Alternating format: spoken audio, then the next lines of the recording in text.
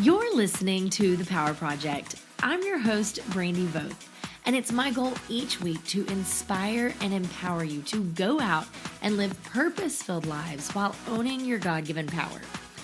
Now, on this podcast, we talk about women leading from the front in business, ministry, and nonprofits. Some weeks I spotlight women that have incredible stories that I just cannot wait to bring to you. Other weeks we talk about topics that I feel are relevant to the audience, whether that be business coaching or awareness topics, a little help with marriage and parenting. But this week we are flipping the script. I was recently a guest on another podcast, and I thought it might be fun if you guys had the opportunity to learn a little about me and see what it's like when I'm on the other side of the microphone. So let's jump right in, shall we? What's up, travelers? It's your girl KB back with another Journey to You podcast episode, and I have a very, very special guest here with me today. I have Miss Brandy. She is someone that I recently just found on Instagram and also on Spotify. Amazing personality, always has something positive to say. And she and I have very, very similar content in the sense that we both use the voices that God gave us to help promote and motivate women. So, Miss Brandy, it is so amazing to have you here. Thank you so much for being here. Oh my gosh, you are so sweet. Thank you for having me. I'm excited. Yes, definitely. And I'm definitely not going to keep you long because I know that you have a super amazing life and I've got to go back to work soon. So I'm not going to keep you long. But this month, we're talking about self-confidence and different ways that we as women can motivate ourselves and finding how we can get that. But I want to just give my listeners a little bit of an insight. So what is the Power Project and where did the idea come from?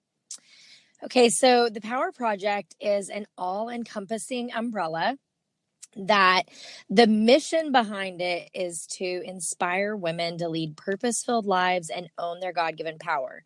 And we do that through a podcast. We also do women's retreats. I do speaking engagements, and it's just my brand of really empowering and inspiring women. And it was birthed out of the idea behind I found myself in a strange dichotomy where in business I was encountering women that were telling me they couldn't do things, and they were using that 4-letter word that starts with a C and has an NT in it. And I just couldn't understand why they had such limited mindsets, because they had every single resource at their fingertips to be as wildly successful as they wanted to be. And they just didn't have the belief. And then at the same time, I was encountering, I'm an advocate in the fight against human trafficking. And so I was in a place where I was encountering women that were starting nonprofits and having this idea to change the world and literally going out and changing the world. And I was seeing women who have, not slept more than 2 nights in a year's time period under a roof. Wow. That decided to change their life and overcome insurmountable odds and turn obstacles into opportunities. And so I just thought there has to be a way to marry the two worlds, like the women that have everything at their fingertips that could do it, but don't believe they can do it, and then inspire them with everyday women like themselves that are going out and doing it. So this was birthed. It started as a Facebook vlog. We did a retreat. We kicked it off with a retreat and really spoken to women about their purpose and how to pursue your purpose in life and follow God's will and your calling, and the importance of self-care and personal development. And then we took that into a Facebook vlog where I was spotlighting women on the Facebook vlog. And then that evolved into a podcast. And God called me to do a podcast for 9 months before I ever launched. Actually longer than that, but 9 months was my process that it took me to talk myself into it. And here we are today with the Power Project podcast. Wow, that is so awesome. And I'm so glad you mentioned that, because I know there was a little bit of hesitation before you started your podcast. And what was that event, or what happened during those 9 months that finally pushed you to go ahead and create that platform? Yeah, so I'm a personal development junkie. Like if you ride in the car with me, you are going to hear inspirational podcast or business coaching podcast or life coaching podcast. You're not going to really hear the radio much until my kids make me put the music on. Right. And so I've always been a person that loves like personal development conferences and speakers and books. And I'm a student of life and a student of bettering myself. Mm-hmm. So I had decided really that I wanted to step into the podcasting world, that I felt like this was going to be a platform that I could do.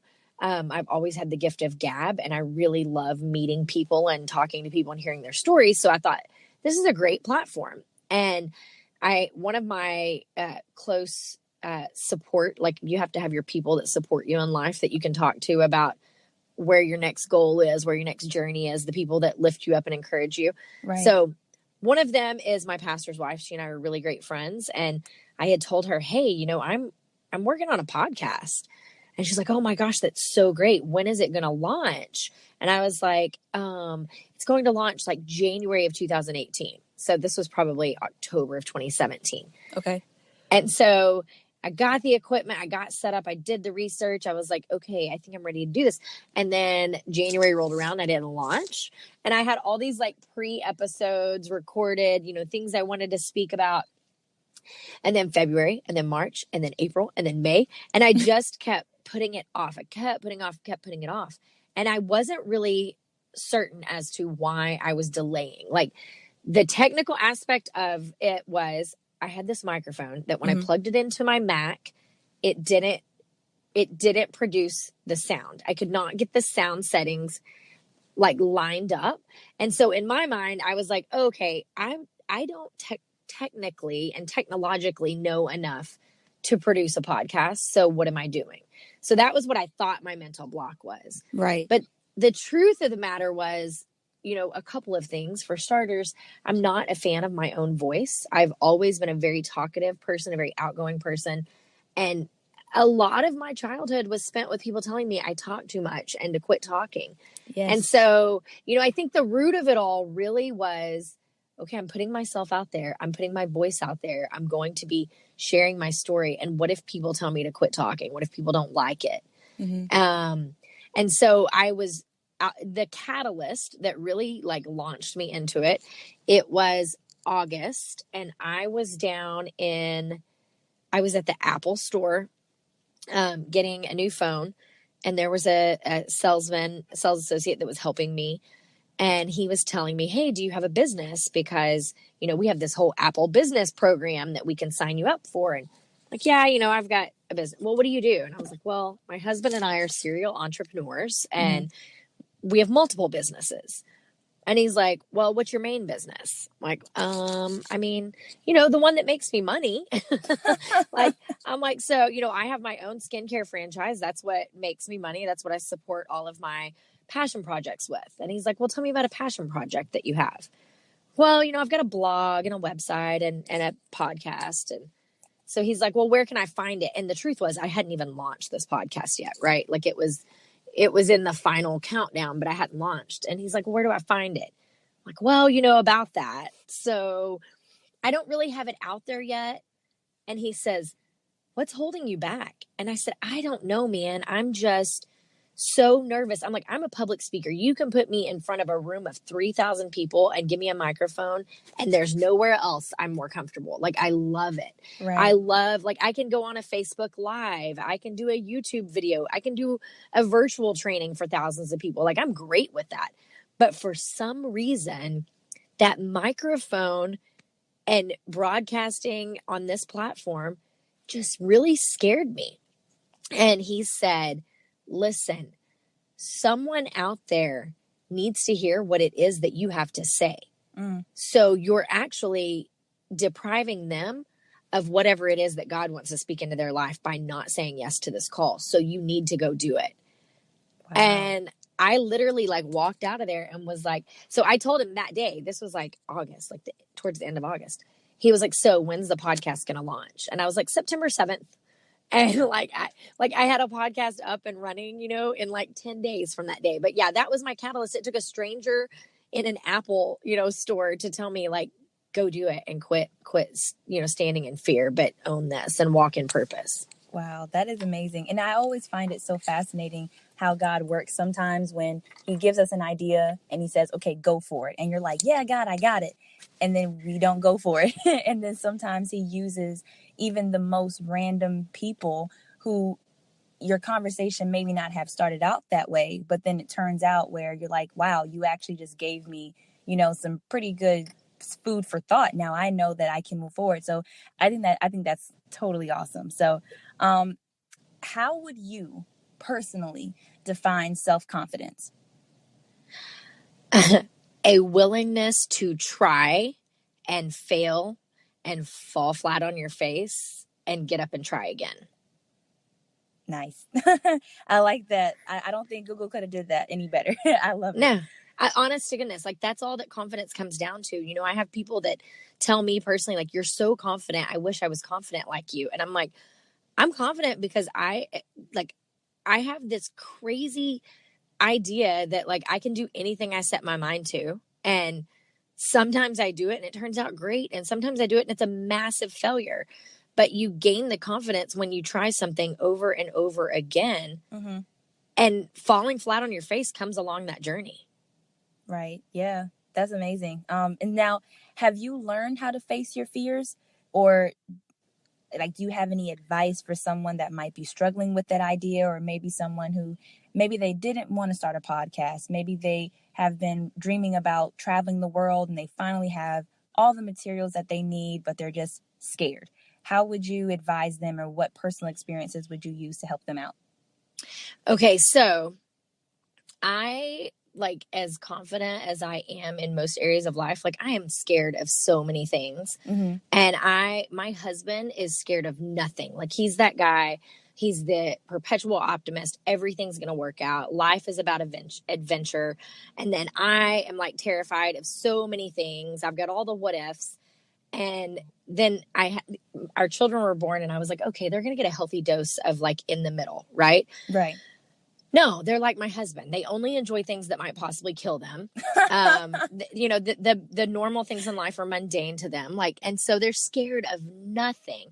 So they push me outside of my comfort zone daily, right? Like, I am terrified of heights, and they convince me to go ziplining through a Hawaiian rainforest. And while I still don't recommend that to anyone, and I still think it's one of the most terrifying things ever, I can say that I did it, Mm-hmm, and mm-hmm. So I was really, really, really adamant about, I didn't want my kids to be scared of things. Like, I'm scared of like the big things. Like, I'm scared of heights. I'm scared of tornadoes. I'm scared of flying, like those kind of things. And I didn't want my kids to have those fears. So I just really always encourage them, if you fall, you get back up, and mm-hmm. Don't be afraid to do this. You've got this. God's got you. It's fine if you bang your knee and it bleeds. You're gonna live. And so over spring break, I got the chance to really like practice what I preach. I love horses. I spent a lot of time in my life riding horses and working with horses. And I married a man who wants nothing to do with horses. He loves motorcycles. Wow. And so, yeah. And so I have one kid that he's obsessed with wanting to ride horses, and one kid that he doesn't really care. He likes motorcycles. So I convinced my husband and my kids to go trail riding on spring break. And so anyone who knows anything about horses knows that horses that are trail riding horses are like the most docile, trained, broken horses ever. Like, they do the same thing every day. They follow the leader. There's nothing to worry about. So my husband was really, this is like the first time I've seen my husband nervous about something. Oh. And he was like asking me questions before we got up there, they're giving us the rundown. I'm the only person in the whole group that has ridden horses before.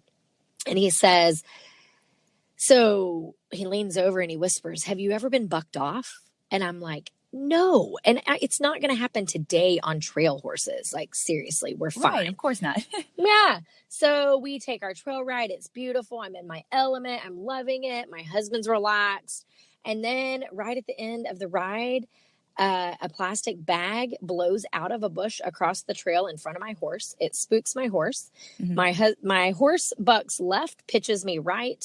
I land on the ground, the horse steps on my arm, I break a few ribs, Oh and everyone in the circle just sits there staring in fear.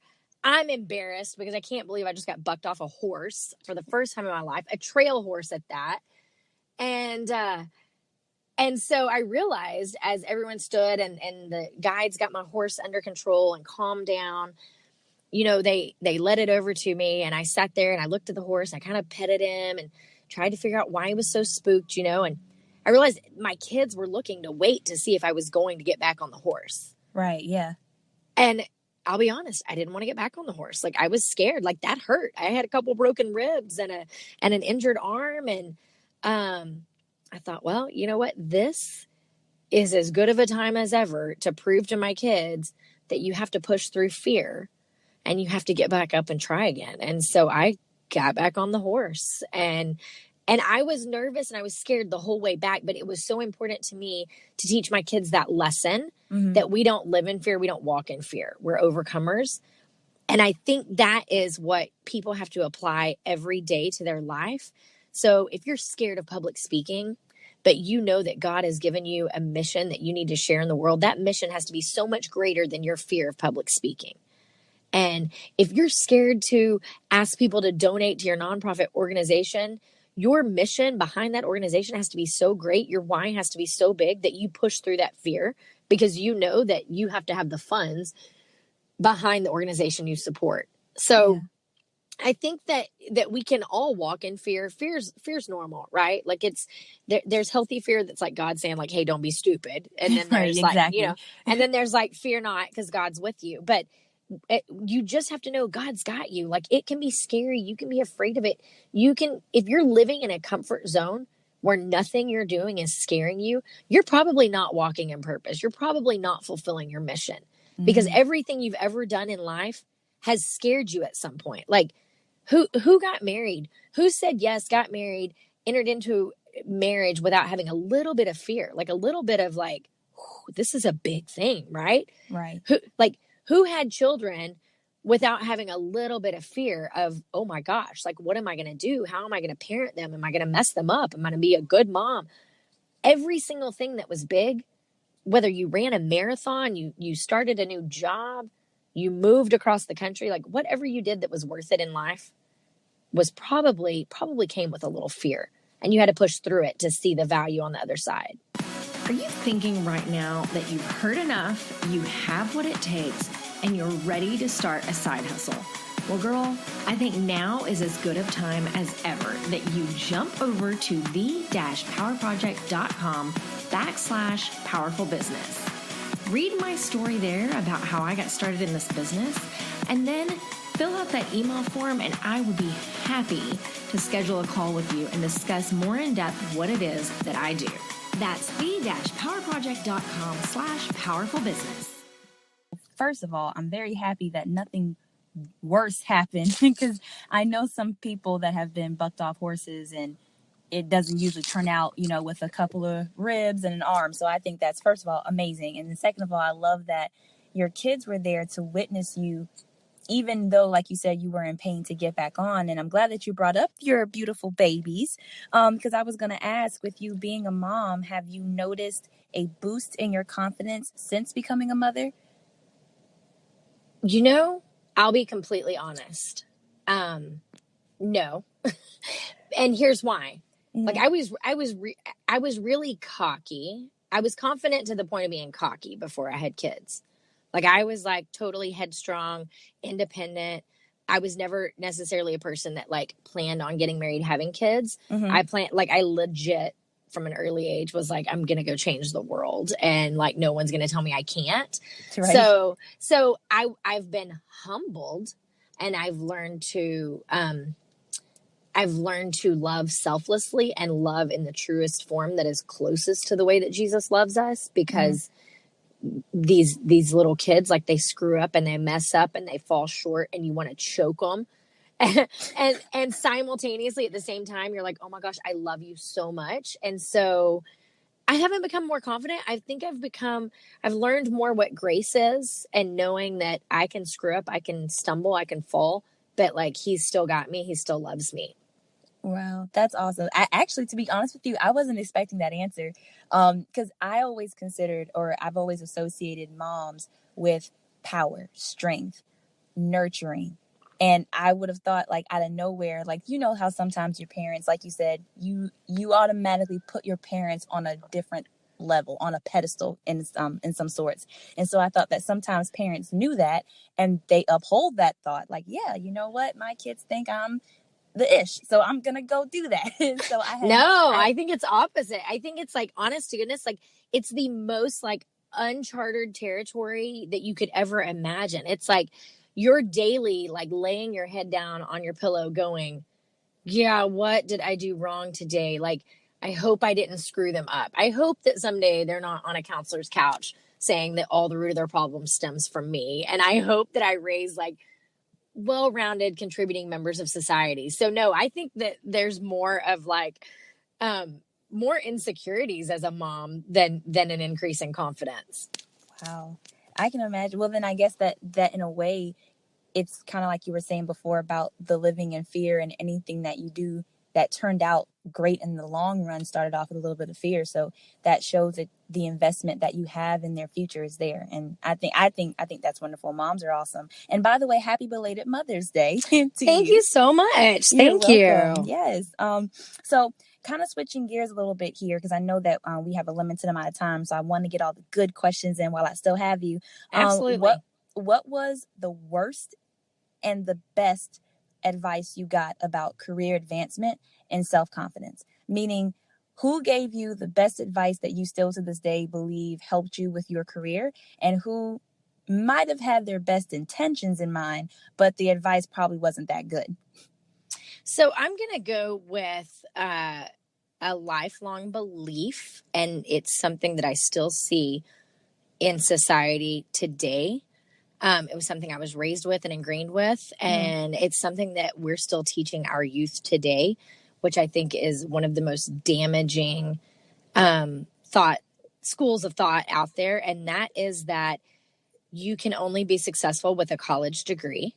Yes, preach on it. and that a college degree equals success. So I think that I was raised, I came from a family where no one before me had gone to college.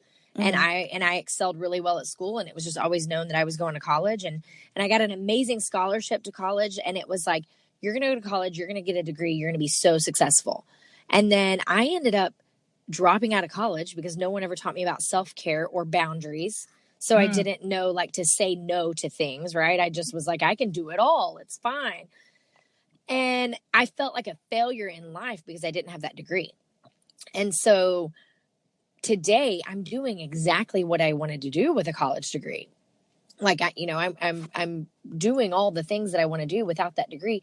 And so I think that the fact that we set our kids up and we say, you have to go to college, when the truth of the matter is it's not for everyone.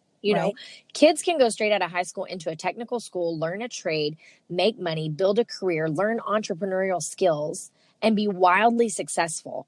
And then they can also go to college and get all the degrees and come out of college and not have a marketable degree and not have a career to go into. Right. So I think 100% that is the biggest injustice we're doing to youth today. And then as far as the best piece of business advice, my dad, I come from a long line of entrepreneurs. Okay. My dad, and it originated with my grandpa. It probably originated with my great grandpa, but the motto was always like, you can do everything right in business, but if you don't have a good name, you'll never be successful.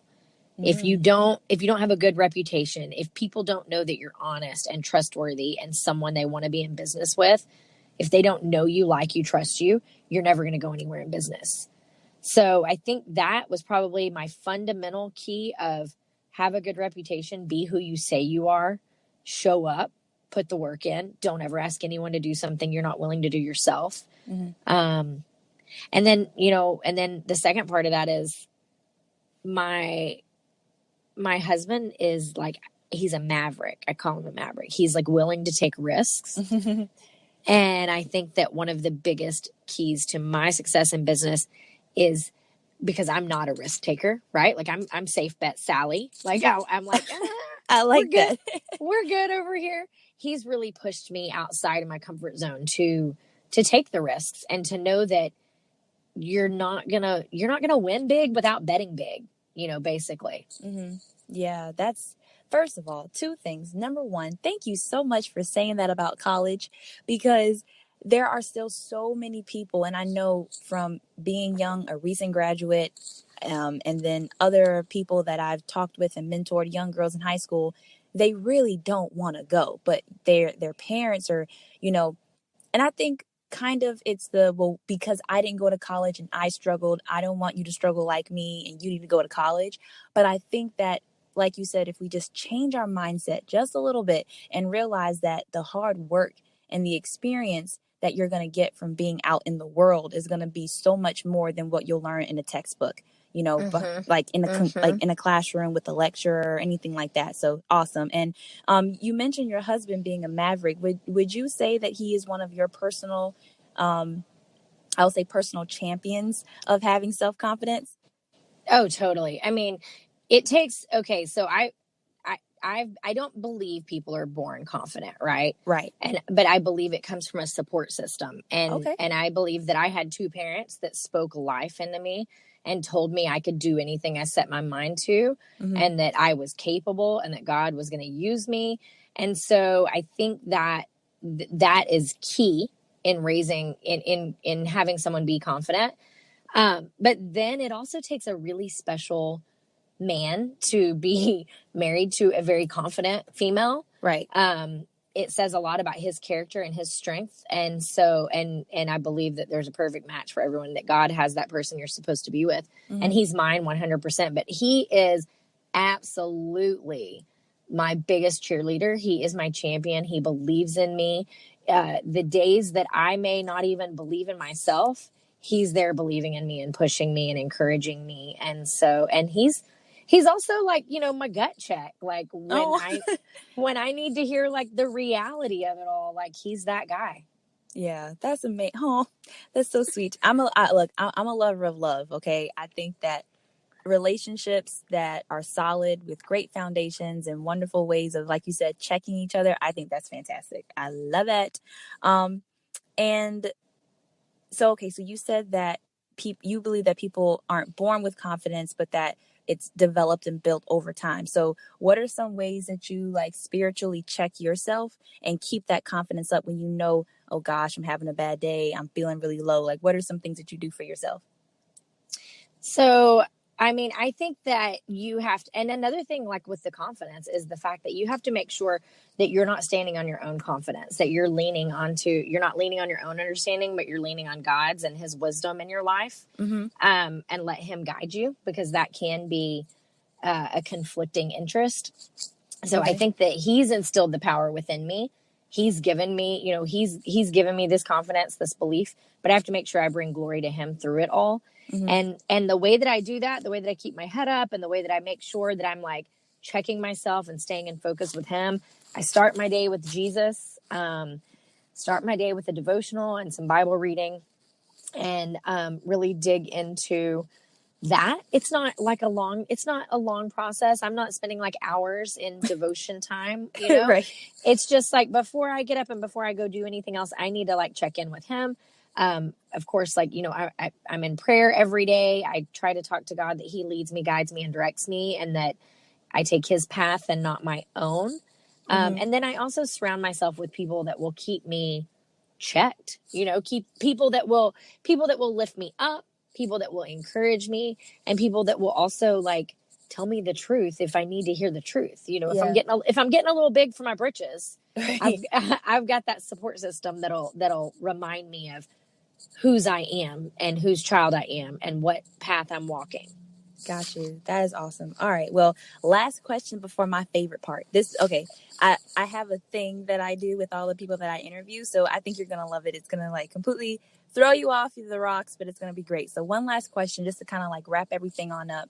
For that one young lady, and even the gentleman, because obviously while we are motivators and supporters of women, we also don't ever neglect anybody that listens to the show. So for anyone that is struggling with that thing, whatever that id is, do you have like one piece of like really good brandy wisdom that you can give to them to kind of give them that boost that they might be missing? So on the terms of confidence, or Yes. okay. So I think the one thing is to know that don't envy anyone with confidence. Know that you can have it. You can own it. You can walk in confidence. You can walk in perfect purpose. Mm-hmm. But it comes with work, right? Like none of us, like, we don't get a 6-pack abs by not going to the gym and working out, right? We don't learn a skill without putting the work in and the effort in to learn it. So confidence is a skill. It can be honed. It can be learned, but you're going to have to do the work. And the work is going to come from getting really honest with yourself, really honest with God, and committing to personal development, committing to digging in, learning who you are, learning what your strengths are, learning who you are in Christ's eyes, and walking in that purpose. Got you. Awesome. Thank you so much. Okay. You're welcome. So, are you ready for the fun part? Girl, bring it. Okay, so this, ladies and gentlemen, is our rapid fire section where I'm going to ask you random question, and within less than 5 seconds, you have to give me like the first answer that comes to your mind. It's something super cool. Nothing's going to get you in trouble. Are you ready? I'm ready. Go for it. All right. Favorite TV show? Grey's Anatomy. Best color in the world? Gray. Favorite food? Oh, Mexican. And last but not least, the best destination for a vacation? Oh, I love the Abaco Islands. They're wild, they're unruly, they're not touristy, they're natural, and they're peaceful. Wow. Awesome. Well, that's all that I have. Brandy, thank you so much for being here. The listeners are going to so love you. Everybody, make sure you check my description box. I'm going to have all of her handles, all of the links that you need to her bio, to her Instagram, and also to her podcast on Spotify. Make sure you guys check her out. And as always, guys, fuel up, pack light, and journey to you. Brandy, thank you so much for being here. We loved having you. Thank you so much for having me. And let me just say that you're making an impact on the world with this podcast and with this show. And I want you to keep putting your voice out there because God gave you a unique voice. And there is someone sitting at home that needs to hear what it is that you have to say. Well, thank you so much, Brandy. I really appreciate that. Oh, gosh. Well, I hate goodbyes, but I definitely won't be saying goodbye. I'll just be saying see you later. So thank you so much. You enjoy the rest of your day. And All everybody right. else, make sure that you guys tune in next week. We will be furthering our conversation and building on what we learned today from someone who was so wise and so sweet. So everyone, thank you guys so much and have a great day. Well, that was fun, and I certainly hope that you all enjoyed it as much as I did. It's really interesting to see what the difference is between when I sit and speak into a microphone versus when I am having a conversation with someone else. I'm so much more natural and so much more comfortable just talking to someone. So that was a lot of fun. Although I have to admit, I do really enjoy asking the questions. If you like what you heard today, do us a favor, go write a review, give us a rating, and then get crazy and share us on all forms of social media. Tell all your girlfriends because that is what helps us to bring these episodes to you every week. As always, I can't wait to chat with you next week. But until then, go out and live your best purpose-filled lives.